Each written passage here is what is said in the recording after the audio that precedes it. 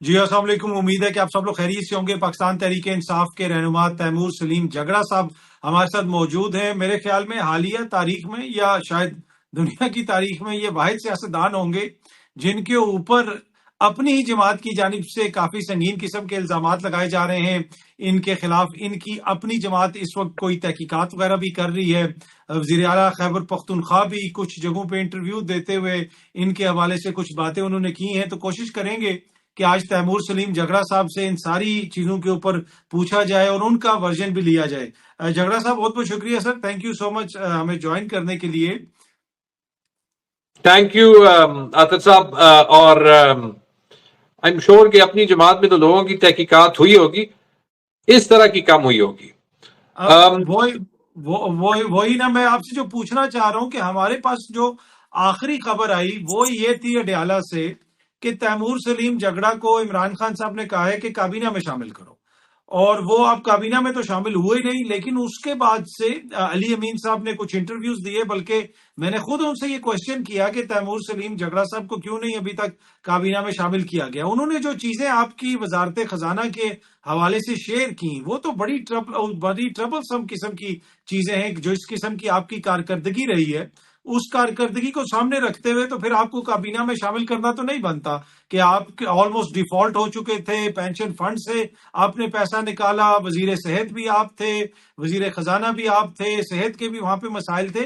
तो इसके ऊपर मुझे पता है कि आपने एक जवाब भी जमा करवाया है, लेकिन बस जो ब्रीफ क्या है आपके ऊपर इल्जाम और उसका ब्रीफली आपका जवाब क्या है उसके ऊपर? सर, सबसे पहले तो मैं पीटीआई के सपोर्टर्स को माजरत करता हूं कि मुझे ये जवाब देना पड़ रहा है, क्योंकि यार focus should be on Imran Khan. मेरे से जब भी इंटरनल डिफरेंसेस के बारे में पूछा गया है, मैंने कहा है कि जी मैं उन पे बात नहीं करना चाहता, हम इंटरनल डिफरेंसेस इंटरनली सॉल्व कर देंगे, कि हमारा फोकस इमरान खान पे होना चाहिए। मैं उसको मेंटेन करता हूं। बस एक चैलेंज था, वो चैलेंज ये था कि जब आप पे पर्सनली अटैक हो जाए, गलत इल्जामात हो जाए, तो उन पे चुप रहना जो है वो फिर कोई ये समझ सकता है कि वो वाकई सच है ना। और मैंने सियासत एंटर की थी, मैंने मैकिन्सी में पार्टनरशिप छोड़ी थी, हालांकि मेरा एक पॉलिटिकल बैकग्राउंड है, मैं सेल्फ मेड मैन। मैंने अपनी फैमिली से अपनी तालीम के लिए पैसे नहीं लिए, और मैं ये फख्र महसूस करता हूं कि जिसको हमारी एलीट क्लास कहा जाता है कि उसमें जो है वो ऐसे बंदे हैं जो कि ये नहीं कहते कि मेरे बाप दादा की कितनी जायदाद थी, वो ये कह सकते हैं कि मेरा सीवी देखें, कि मेरा पे स्लिप देखें, कि जो मैंने अचीव किया है वो देखें। और शायद इन अ वे उसी की कीमत अदा करनी पड़ रही है। लेकिन मैं आज भी जो है वो सिर्फ उस हद तक जवाब दूंगा जहां तक इल्जामात लगे हैं, क्योंकि वो पब्लिकली लगे हैं, टीवी पे लगे हैं। मेरी कोशिश ये है कि ये कंट्रोवर्सी जो है ये सेंटर स्टेज ना हो। अनफॉर्चुनेटली ऑब्वियसली होगी, मुझे अपने जवाब पब्लिक करने पड़े, क्योंकि मेरे खिलाफ कैंपेन पब्लिकली चली थी। एंड में तो टीवी पे पहले जो है वो एक विस्परिंग कैंपेन। आप पे जो इल्जामात हैं वो तो आपको दिए गए हैं ना, आपके सामने रखे गए हैं, यही आप पे इल्जाम है। मैं बड़ा खुश हुआ जब दिए गए, क्योंकि उससे पहले तो साल ये कहा जाता था ना। और जो 5 साल हमारा ट्रैक रिकॉर्ड है, जो मेरा ट्रैक रिकॉर्ड है, I am proud of it. बहुत सी चीजें बहुत बेहतर हो सकती हैं, हमेशा बेहतरी हो सकती है, लेकिन सेहत कार्ड देना पूरे सूबे को, जिसको खान साहब जो है वो फिर पंजाब में देना चाहें, पेंशन का रिफॉर्म करना जो कि एक इंतहाई मुश्किल काम है क्योंकि सियासतदान नहीं करते, फाइनेंशियल रिफॉर्म करना। कोविड में अतर आपको याद है, एक वक्त था कोविड में जब सारी हुकूमतें बंद हो गई थी, एपी में हम 4 लोग जो है वो दफ्तर जाते थे, मैं, home secretary, chief secretary, chief minister और शायद एसीएस, 5 लोग। ठीक है, वो ये मैं उस वक्त की बात कर रहा हूं जब हर रोज जो है वो बात की जाती थी कि पत्नी कितने लाखों लोग मरेंगे। We started with almost no system. तो बहुत सी चीजें की उस वक्त भी, बहुत सी कैंपेन्स फेस की, लेकिन दोबारा से मैं कह रहा हूं, अफसोस मुझे ये हो रहा है कि ये हम बात जो हमें करनी चाहिए, निजाम हमारे वर्कर्स के साथ क्या जुल्म कर रहा है, इमरान खान को क्यों उसकी फैमिली से मिलने नहीं दिया जा रहा, उनकी मुलाकातें क्यों नहीं हो रही, इन सब से जो है वो बार बार अटेंशन इंटरनली डाइवर्ट होता है। तो जो बाय द वे अब अगर आपके इल्जामात पे आए, देखे मैंने पब्लिक क्यों किया, आप मुझे बता दें कोई सियासतदान जो कि अपने अगेंस्ट इल्जामात पब्लिक कर दे, उसकी दो वजूहात है। I have nothing to hide, कुछ छुपाने का नहीं है, और मैं चाहता था कि चूंकि वो पब्लिक में ये परसेप्शन बिल्ड करने की कोशिश की गई कि उनको जो है वो सिर्फ पता चल जाए कि इल्जामात क्या है, मीडिया को बताया जाता था। और दूसरी चीज ये, अच्छा तैमूर साहब, एक चीज मैं पूछना चाह रहा हूं कि ये इल्जामात हमें रिसेंटली सरफेस हुए, हमें पता चला कि जमात ने आपको एक सवालनामा दिया है।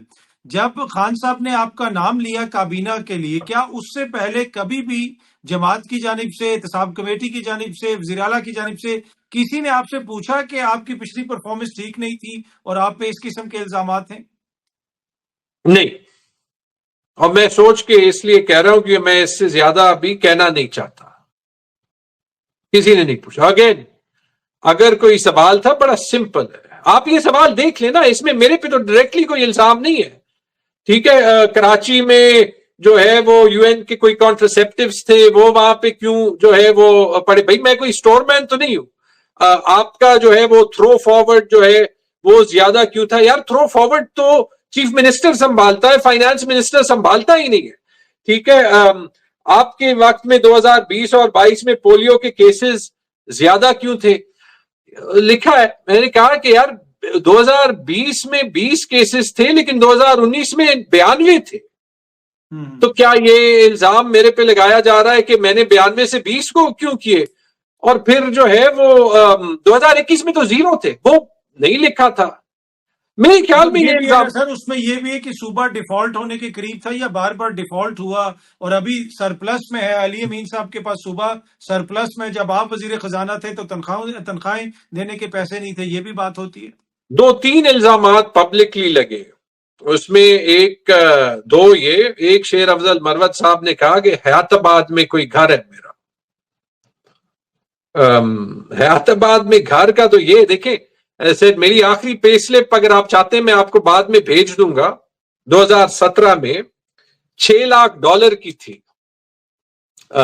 ठीक है, साल की, ये साल की, हाँ जी, यानी $50,000 महीने के। 2017 में मैं पहले साल का पार्टनर था, मुझे पैसों का इंटरेस्ट होता। मैं इसको थोड़ा सा रिपीट करूंगा। आप ये कह रहे हैं कि जब इमरान खान साहब आपको सियासत में लेके आए उस वक्त आप $50,000 महीने का कमा रहे थे। तो जब मैं उस वक्त $50,000 महीने का कमा रहा था दुनिया की सबसे प्रेस्टिजियस कंसल्टिंग कंपनी में, मैकिन्सी में, जो कि कंसल्टिंग की हार्वर्ड और ऑक्सफोर्ड है।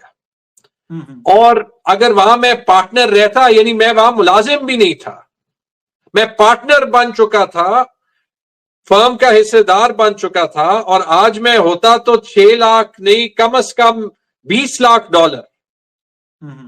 जो है तो वो मेरी साल की कमाई। जब आप तैमूर साहब आ गए, आप सियासत में, आपको वजीर तो ये बना दिया गया। हाँ, मतलब my point is, sorry, my point is कि अगर पैसे बनाने हो यार मेरे पास ऑप्शंस है। मैंने 2024 के इलेक्शंस के बाद पहले महीने में पिछले 5 साल से ज्यादा इनकम जनरेट की, क्योंकि मैं साइड को कुछ कंसल्टिंग काम शुरू कर दिया। तो देखिए, पैसे बनाने के लिए जो है मुझे गवर्नमेंट में एग्जीक्यूटिव रोल लेके नुकसान है। अगर किसी को ये देखना था, 5 मिनट का काम था। बात याद है यार, मेरी सैलरी स्लिप्स देख लें, मेरे बैंक अकाउंट्स देख लें। पाकिस्तान में वो कैश इकोनॉमी भी चलती है ना, वकील भी जो है वो कुछ पैसे कैश में लेते हैं, कुछ उसमें। मेरा एक एक पैसा जो है वो मेरे बैंक अकाउंट्स में पड़ा है, पाकिस्तान में, पाकिस्तान से बाहर। पाकिस्तान के बैंक अकाउंट्स हैं वो भी डिक्लेयर्ड हैं, पाकिस्तान के बाहर के बैंक अकाउंट्स हैं वो भी डिक्लेयर्ड हैं। मेरी जो इनकम है पाकिस्तान की बाहर, उस पर भी मैं पाकिस्तान में टैक्स देता हूं। मेरे ख्याल में ज्यादा देता हूं, इस हुकूमत में तो 50%, लेकिन उस पर भी मैं टैक्स देता हूं। अब अच्छा, तो पर तकलीफ होती है। ये सारी बातें हैं, तो फिर क्यों आप पे ये इल्जाम लग रहे हैं? देखें, ये क्वेश्चन तो है ना, अगर नून लीग वाले लगा रहे हो, एएनपी वाले कुछ कह रहे हो, तो समझ भी आती है। अगर अपनी जमात कुछ कह रही है, तहफुजात का इजहार कर रही है, तो फिर उसमें वजन लगता है ना कि अपने लोग क्यों आपके खिलाफ इल्जाम लगाएंगे। इल्जाम अतर बनाए किसी और ने थे, अगर आप वो देख लें सारे जो है वो, और लगता है कि किसी ने बनाए हैं, और मेरे ख्याल में ये हमारी हुकूमत ने नहीं बनाए, लेकिन जिसने बताए वो लगता है, आई एम अश्यूमिंग दिस, कि जो आप पे वो लेवरेज क्रिएट करना चाहते हैं ना, उनको कुछ मिला नहीं, तो रह क्या गया, पोलियो केसेस ज्यादा है, पेंशन फंड को इस्तेमाल किया, ठीक है, जो है वो बैंक ऑफ खैबर का सीईओ ऐसे था। अब इस पे आते हैं, आपने जो है जो 3 4 5 चीजों की बात की, पेंशन, एक बात हुई कि जी पेंशन फंड से 36 अरब रुपए निकले, पेंशन और ग्रेचुइटी फंड से 36 अरब रुपए पहली बार तारीख में उस मकसद के लिए इस्तेमाल हुए, ओवर 2-3 इयर्स, जिसके लिए वो बना था, कि जिससे पेंशन के बिल की अदायगी हो। यानी कि 20 साल से पेंशन फंड में, ग्रेचुइटी फंड में पैसे आते थे, वो इस्तेमाल नहीं होते थे, पेंशन पे पैसे लगते थे आपके और मेरे टैक्स के। वो निजाम सिर्फ चेंज नहीं किया, जो हमने कंट्रीब्यूटरी पेंशन का निजाम बनाया बगैर आईएमएफ वर्ल्ड बैंक के हेल्प के, जहां पे ब्यूरोक्रेट कहते हैं कि सर ये पॉलिटिकली बड़ा डिफिकल्ट काम है, लिखा यार पॉलिटिकली डिफिकल्ट काम है, मैंने बर्डन लेना है। वो निजाम आज केपी वाला पंजाब में, बलूचिस्तान में, फेडरल गवर्नमेंट में, तीनों में कॉपी हो रहा है। वो आईएमएफ को कह रहे हैं ये देखिए हमने कितना अच्छा काम किया। इन्होंने पेंशन के फंड के पैसे हमारी इस हुकूमत ने वापस किए, मैं उस पर चुप रहा। आई विश मेरे से पूछते, मैं उनको ये कहता कि जो हमने पैसे इस्तेमाल किए, ऑब्वियसली किसी ब्यूरोक्रेट ने जो है वो इनको गलत इन्फॉर्म किया होगा, 1,000,000% ठीक किया है, क्योंकि जिस कानून में वो फंड बनाया गया था उसके लिए इस्तेमाल किए। वहां पे पड़े पड़े वो डिवैल्यू होते हैं, ठीक है, और वो पेंशन रिफॉर्म आगे जाना चाहिए था, उसको इस्तेमाल करके हमने एक्चुअली जो है वो पैसे बचाए, और उसको थी कैबिनेट की अप्रूवल, उसको थी असेंबली की अप्रूवल, उसको थी पेंशन बोर्ड की अप्रूवल। यानी तैमूर झगड़ा का फैसला भी ना हुआ। अब कोई ये इन्वेस्टिगेट करे तो ये उसको जो है अक्सर वो 2-3 दिन में पता जो है वो चल जाएगा, वो डॉक्यूमेंट सारे मौजूद हैं, राइट। तो इसलिए लगता है कि ऐसे इल्जाम लगा के वो इसीलिए लगाता है कि एक वो और कोई क्वेश्चन भी है आपसे। ना तैमूर साहब, कि आप इतने इनकॉम्पिटेंट थे उस जमाने में, ये क्वेश्चन एग्जाम में आता है, तो फिर इमरान खान साहब ने दोबारा क्यों कहा कि इसको दोबारा वजीर लेके आओ? तो इतना इनकॉम्पिटेंट बंदा इमरान खान साहब लेके आए, और उसके बाद आप वो दोबारा कह रहे हैं कि इसको काबीना में लेके आओ, तो ये तो आपके साथ साथ इमरान खान साहब के ऊपर भी बहुत बड़ा सवालिया निशान है। अच्छा, मैंने तो बार बार इसीलिए कहा, मैं इमरान खान का शुक्रगुजार हूं कि उन्होंने ये साल में जो है वो दोबारा याद किया। ना मुझे जरूरत है, मुझे लॉस है एग्जीक्यूटिव रोल का, लेकिन पाकिस्तान के लिए हमारी जनरेशन ने उठना होगा। और मैं इस हुकूमत की बात नहीं कर रहा, जो पाकिस्तान में हालात हैं, हमें ये मुल्क भी जोड़ना है, हमें आगे भी बढ़ना है, और उसके लिए सियासत में ये सफर जारी रखना जरूरी है। ठीक है। अच्छा तैमूर साहब, आपकी कोई अली अमीन से जाती कोई है खुंदक है, कोई लड़ाई है, कोई तल्ख कलामी कभी हुई, कोई मसला है अली अमीन के साथ? इलेक्शन के दिन तक हम हर रोज बात करते थे, उनके भाई के साथ मैं बिल्कुल हर रोज बात करता था। इलेक्शन के बाद जब पहली मीटिंग खान साहब से हुई, मेरे साथ उमर अयूब भाई गए थे, और गाड़ी में मैंने उन्हें कहा था, और उमर अयूब खान विटनेस है, उनसे पूछ लें। मैंने कहा था उमर खान मिनिस्टर बनने का शौक नहीं है इस बार, I help the government informally. उस वक्त तक अली से कोई बात जो है वो नहीं हुई थी।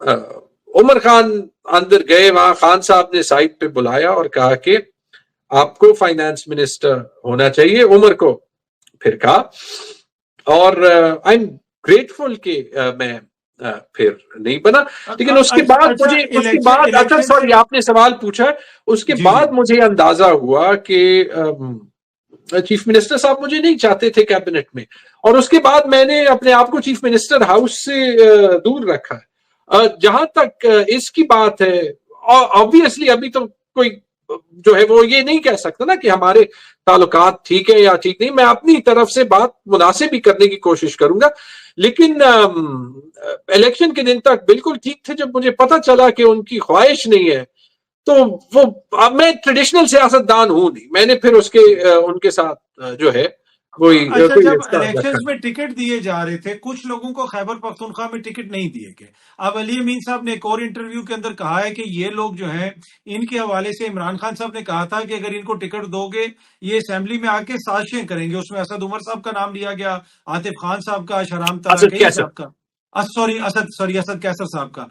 क्या आप भी कोई इस किस्म की फहरिस्त में शामिल थे? इलेक्शन से पहले कोई ऐसी इंडिकेशन थी? इसलिए कि हमने सुना था कि वजारत आला के लिए भी आपका नाम आ रहा था इलेक्शन से पहले, और वो अच्छा, एक मैं आपको अगेन मैं बता दूं, ये कुर्सी है, आपकी कुर्सी है, हुकूमत की कोई कुर्सी है, बंदे को लालच जो है वो निकालनी चाहिए। जो जो जो स्टेटमेंट आया है, उसी स्टेटमेंट में आगे अली खान ने कहा है कि तैमूर झगड़ा शायद कॉम्प्रोमाइज्ड है। अगेन, मुझे कमेंट करने की जरूरत नहीं है, मुझे इलेक्शन हरवाया गया है, लेकिन ये नहीं हो सकता कि असद कैसर साहब भी साजिशी हो, आतिफ खान साहब भी साजिशी हो, शहराम खान भी साजिशी हो, फिर कोई कामरान बंगश का जिक्र जो है वो हुआ, उनका भी रिसेंटली इमरान खान ने नाम लिया था। वो उन यंगस्टर्स में है, मिडिल क्लास यंगस्टर्स, जिनको इमरान खान की सियासत से होप पैदा हुई है, जो पार्टी के साथ पले भरे हैं। फिर मेरी बात हुई है, तो ये ऑब्वियसली जो है वो ये नहीं करनी चाहिए। इससे ज्यादा जो है वो मैं कहना नहीं चाहता। अच्छा, इसमें लेकिन एक और जहां चीज तक भी है। आपने इलेक्शन टिकट का, सॉरी जी हल्के, जी, मैं अभी एक टिकट और का। ब्लॉग देख रहा था कि जिसमें कहा गया कि मुझे कहा गया कि नेशनल असेंबली का इलेक्शन करें। एक्चुअली बात उल्टी थी। मैंने उमर अयूब साहब को और शिबली भाई को, दोनों को कहा था कि देखिए, मुझे कोई फर्क नहीं पड़ता, खान साहब मुझे प्रोविंशियल करने दें, नेशनल करने दें, ना करने दें, it is up to him. मैंने ऑफर की थी और उन तक भिजवाई थी कि मुझे प्रोविंशियल की जगह नेशनल की सीट दे दे, और उसकी एक वजह था कि किसी को यह महसूस ना हो कि मैं किसी कुर्सी के पीछे हूं। I M living a great life and I just wish कि पाकिस्तान में जो ये फिलहाल मसले हैं ये सॉल्व हो। I do want to come back, जो आपने कहा था, एक हमने पेंशन की बात की, एंड आई विश एक्चुअली जिन्होंने भी इनको एडवाइस किया है कि पेंशन फंड में वापस पैसे डालें, वो पेंशन फंड इस्तेमाल का है ही नहीं। वो वहां पे पैसे वापस रखना जो है वो उन पैसों को जाया करना है। तो आई विश कोई जो है वो पूछता मेरे से। एक्चुअली मेरे सक्सेसर्स ने ना हेल्थ में ना फाइनेंस में कभी पूछा है कि जो है वो क्या चल रहा था, तो आई देन ऑब्वियसली केप्ट क्वाइट, और मेरे ख्याल में हमारे पास एक हैंड ओवर प्रोसेस जो है वो होना चाहिए।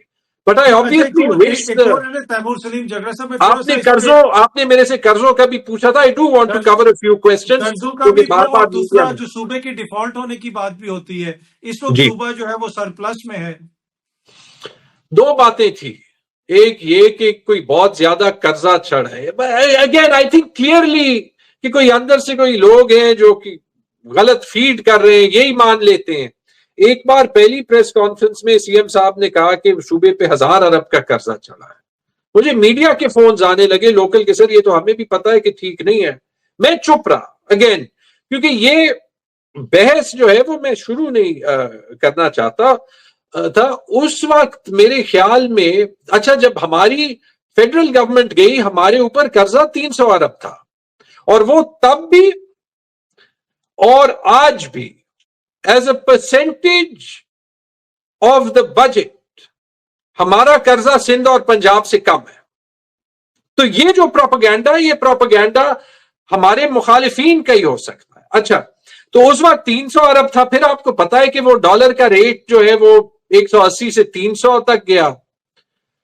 तो केयर टेकर गवर्नमेंट की एंड पे मेरे ख्याल में वो 500-530 अरब था। और मैंने अभी फाइनेंस डिपार्टमेंट के वेबसाइट पे बात देखी है कि जो उनकी डेट रिपोर्ट है हमने शुरू की थी।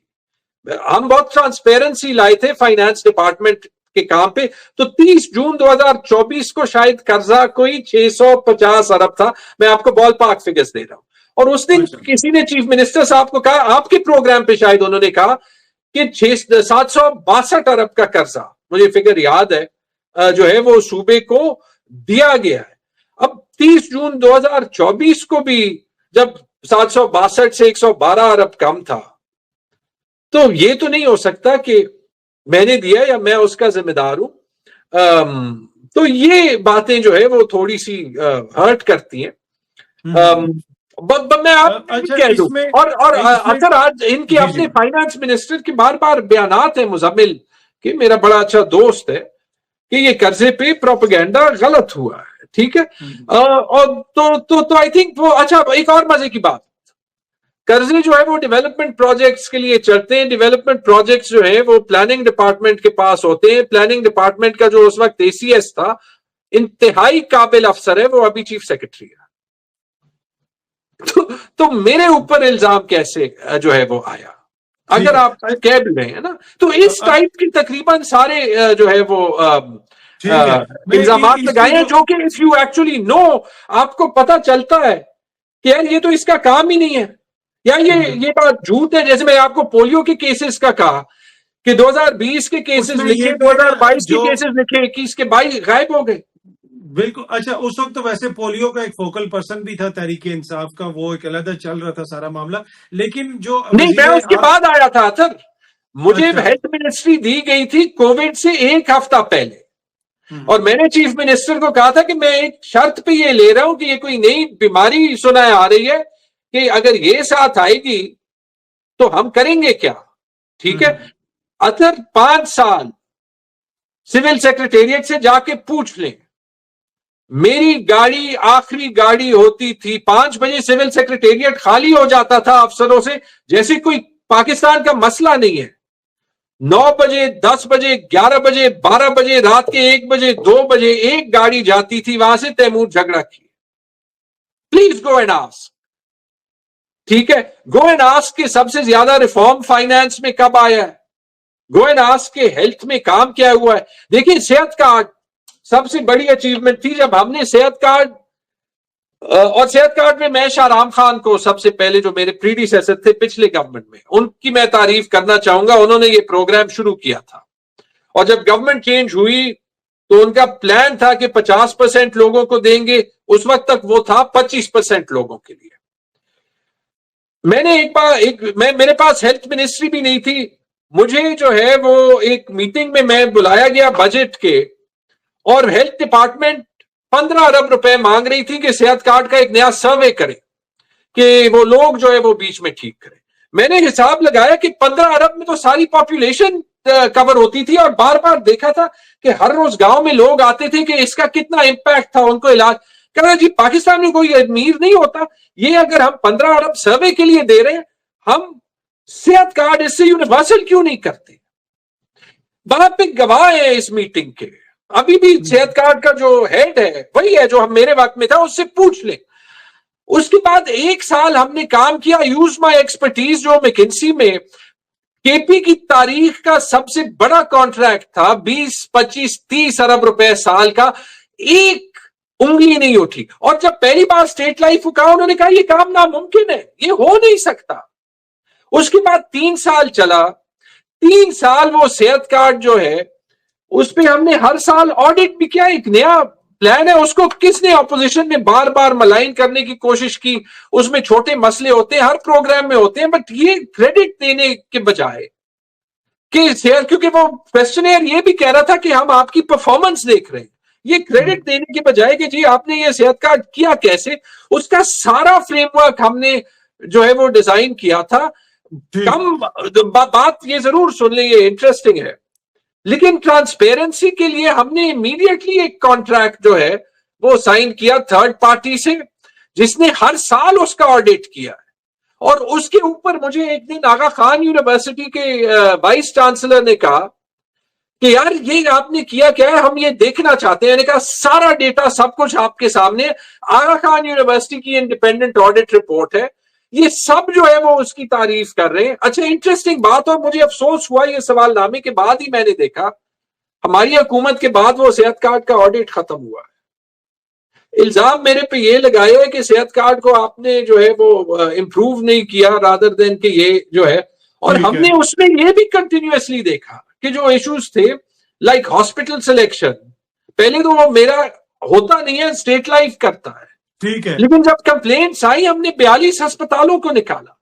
ठीक है। एवोल्यूशन अच्छा नहीं तैमूर होती है ना। साहब, मैं चाहता हूं कि मैं ये तो चीजें काफी हमने की, थोड़ी सी जो सियासी साइड है ना, मैं उसको भी टच करना चाहता हूँ। आखिरी 7-8 मिनट है हमारे पास, तो मैं चाहता हूँ कि थोड़ा सा उसको भी कवर करें। एक आपकी टेलीफोन कॉल लीक हुई जिसमें आप शौकत तरीन साहब से बात कर रहे थे, IMF का वो प्रोग्राम था, और उस वक्त कहा गया कि रियासत ने भी उसका बड़ा बुरा मनाया।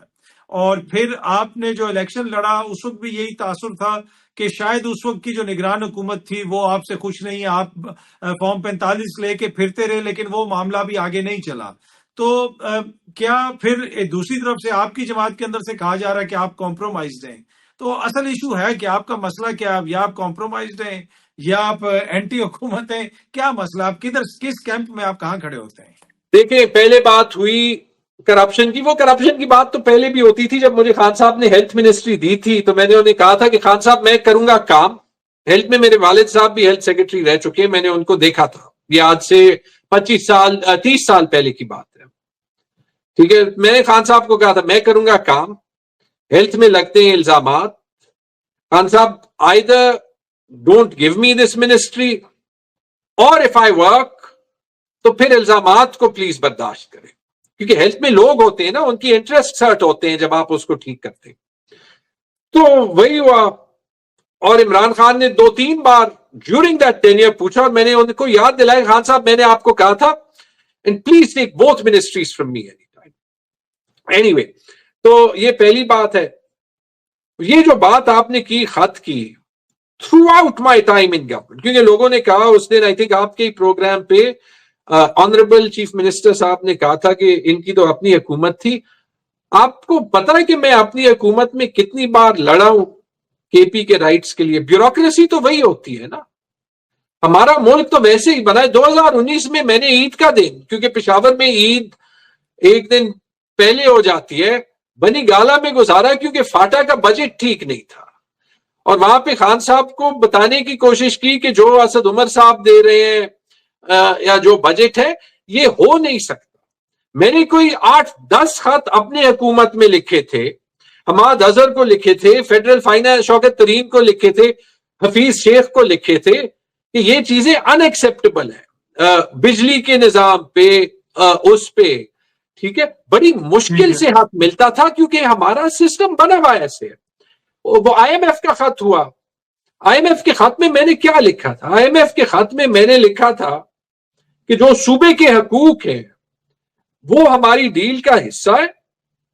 अगर हमें फाटा के पैसे, NHP के पैसे ना मिले तो हम वो सरप्लस छोड़ नहीं सकेंगे जिसके लिए हमने ऑलरेडी साइन किया था। तो उससे जो है वो कुछ और बनाया गया। हाँ, एक फोन कॉन्वर्सेशन थी, जो कॉन्वर्सेशन में हम बात लीक हुई थी। हाँ, अच्छा, खत पहले लीक हुआ था। खत के अगले दिन मेरे पास एक जनाब आए थे, उन्होंने मुझे कहा था कि ये खत आप वापस ले लें। मैंने उन्हें कहा था कि ये खत का एक एक लफ्ज देख लें, इसमें कोई गलत बात नहीं है। और फोन कॉल में बिल्कुल हो सकता है, अगर वो फोन कॉल पब्लिकली होती तो ऑब्वियसली आप पब्लिक लैंग्वेज इस्तेमाल करते।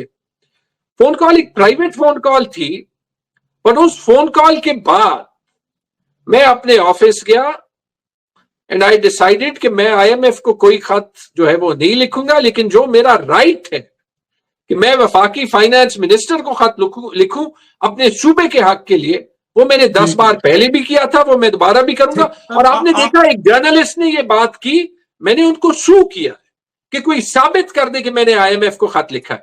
लेकिन अगर मुझे इसकी कीमत अदा करनी पड़ी है कि वो खत वापस लें, उस खत का इल्जाम इमरान खान पे लगाएं, ठीक है, क्या आप पे कोई ऐसा, मैं ना इमरान खान के लिए गलत काम करता हूं ना किसी और के लिए गलत काम करता हूं। इमरान खान मेरे लीडर है, हमने 9 मई के बाद उनके लिए सख्त तरीन वक्त में स्टैंड लिया है, अभी भी लेंगे।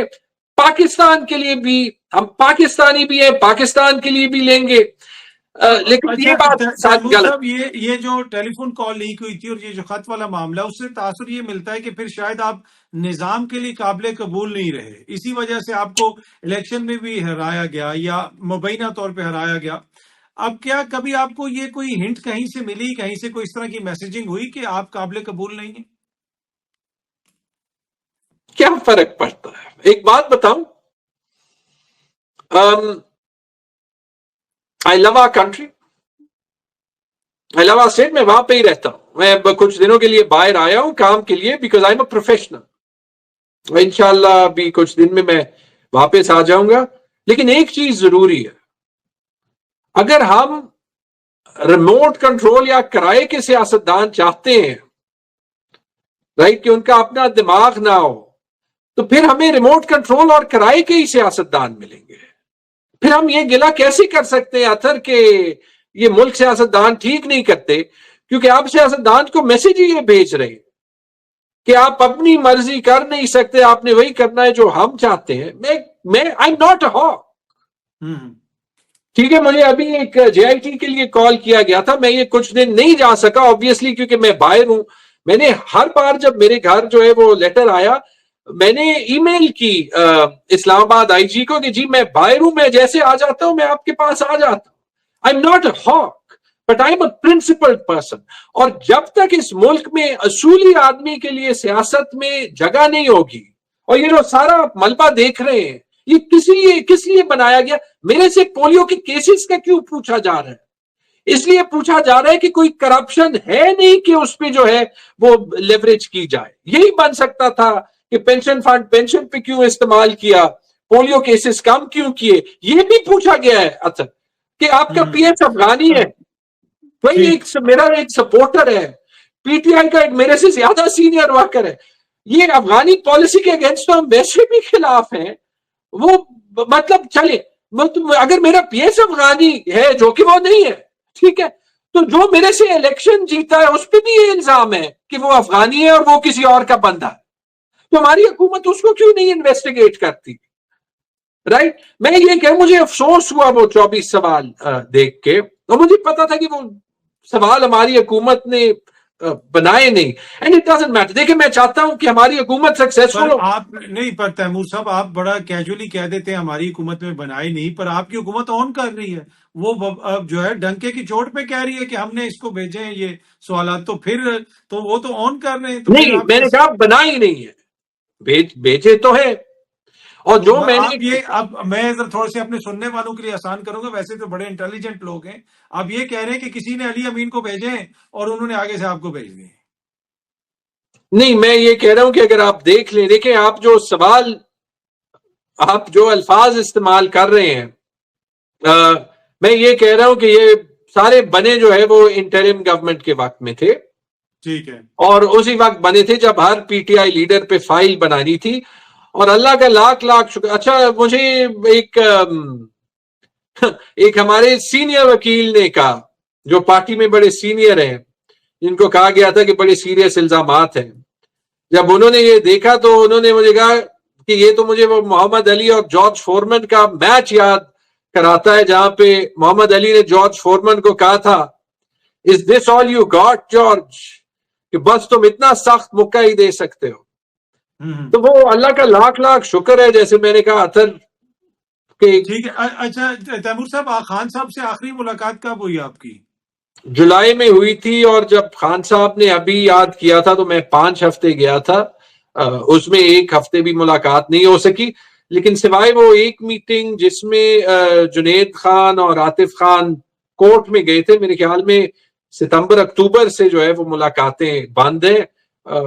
सिलेक्ट मुलाकातें हो जाती हैं।